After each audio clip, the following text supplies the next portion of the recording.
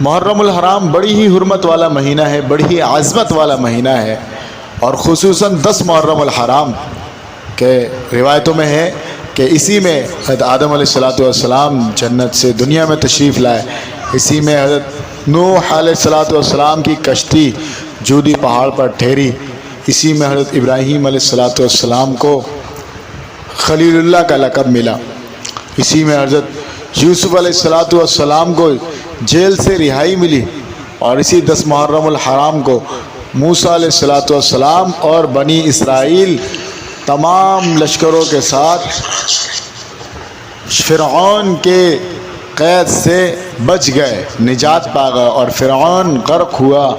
ملعون ہوا، اس سے ہمیشہ ہمیشہ کے لیے بنی اسرائیل کو نجات ملی اور ان کی توبہ قبول ہوئی، اور فرعون قیامت تک کے لوگوں کے لیے نشان عبرت بنا۔ تو اس 10 محرم الحرام میں کیا کرنا ہے ہمیں؟ روایتوں میں ہے رسول اللہ صلی اللہ علیہ وسلم نے جب مدینے میں دیکھا یہود ان دن میں 10 محرم الحرام میں اس عظمت والے دن میں روزہ رکھ رہے، جب ان سے دریافت کیا کہ روزہ رکھنے کی وجہ کیا ہے، تو انہوں نے یہی بیان کیا کہ ہم اس دن فرعون کے ظلم و ستم اور بربریت سے نجات پا گئے، آزاد ہو گئے، اسی لیے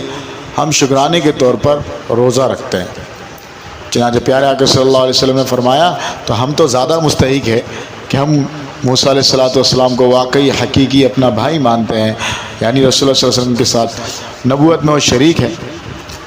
تو ہم ان کے زیادہ قریبی ہیں۔ اور آج کل کے یہود تو ویسے ہی نام لیوا ہے، ان کی تعلیمات کے تو بالکل منکر ہے، ان کی تعلیمات سے ہٹ کے زندگی گزارتے ہیں۔ چنانچہ پیارے آقا صلی اللہ علیہ وسلم نے پھر باقاعدہ طور پر 10 محرم الحرام میں روزہ رکھا، اور یہ بیان کیا کہ انشاءاللہ آئندہ زندگی ملی تو 9 یا ایک روزہ اس کے ساتھ ملائیں گے، جیسے 9 محرم الحرام کا روزہ ہو یا 11واں محرم الحرام کا روزہ 10 کے ساتھ، یہ آپ صلی اللہ علیہ وسلم کی خواہش ہے۔ تو لہٰذا اس مہینے میں خصوصاً 10 محرم الحرام میں 3 کام کرنا ہے۔ پہلا روزہ، جس کے بارے میں ایک اور روایت میں آتا ہے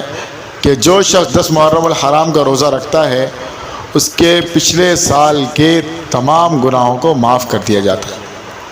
یہ بڑی فضیلت ہے۔ جو شخص بھی روزہ رکھے گا پچھلے سال کے تمام گناہ اس کے معاف ہو جائیں گے، کتنی ہی بڑی فضیلت ہے۔ اور دوسرا کام اس دن میں توبہ استغفار کر، کیونکہ سابقہ امتوں کی توبہیں قبول ہوئی ہیں، لہٰذا اس دن میں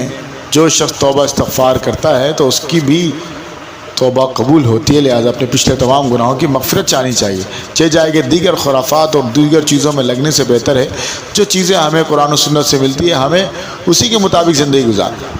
اسی طرح تیسرے نمبر پر ایک اور حدیث میں آتا ہے کہ اس دن اپنے اہل و عیال میں وسعت کرنا،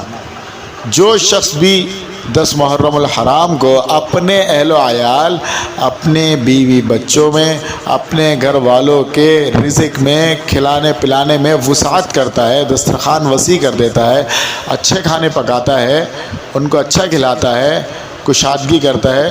تو اللہ تعالیٰ پورا سال اس کے رزق میں برکتیں عطا فرماتے ہیں، اسے کشادگی عطا فرماتے ہیں، اس کے رزق کی فراوانی ہوگی۔ جابر رضی اللہ تعالیٰ عنہ جو اس حدیث کے راوی ہیں، یہ حدیث انہوں نے بیان کی، وہ خود آگے بیان کرتے ہیں کہ ہم نے اس حدیث پر عمل کیا، 10 محرم الحرام کے دن اپنے گھر والے اہل و عیال بیوی بچوں پر دسترخوان وسیع کیا، اچھے اچھے کھانے بنائے، اچھے اچھے چیزیں ہم لے کر آئے، تو اس کے ثمرات واقعی ہم نے تجربہ کیا، پورے سال ہم نے بذات خود اپنی آنکھوں سے دیکھا کہ واقعی ایسے ہی ہوا۔ 10 محرم الحرام میں کشادگی کی وجہ سے دسترخوان کشادہ کیا تو پورا سال اللہ تعالیٰ نے ہمارے گھر کے اندر کشادگی رکھی اور رزق کے اندر فراوانی رکھی،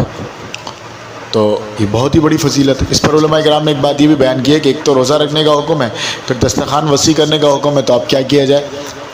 تو اس کا حکم یہی ہے کہ اگر کوئی شخص روزہ رکھ لے اور افطار کے وقت بھی دسترخوان وسیع کر لے، یا جو لوگ جو چھوٹے بچے ہیں یا کوئی روزہ نہیں رکھتا اسی وجہ سے ان کو کھلا دیں، اور خود ایسے اگر سب روزہ رکھنے والے ہیں تو اس صورت میں افطار کے وقت میں کشادگی کریں، اچھے کھانے تیار کیے جائے، اچھے لذیذ کھانے، عمدہ قسم کے کھانے تیار کیے جائیں، تو اس سے دسترخوان وسیع جو کرے گا تو اس پر بھی اسے یہ فضیلت مل جائے گی، اور پورا سال وہ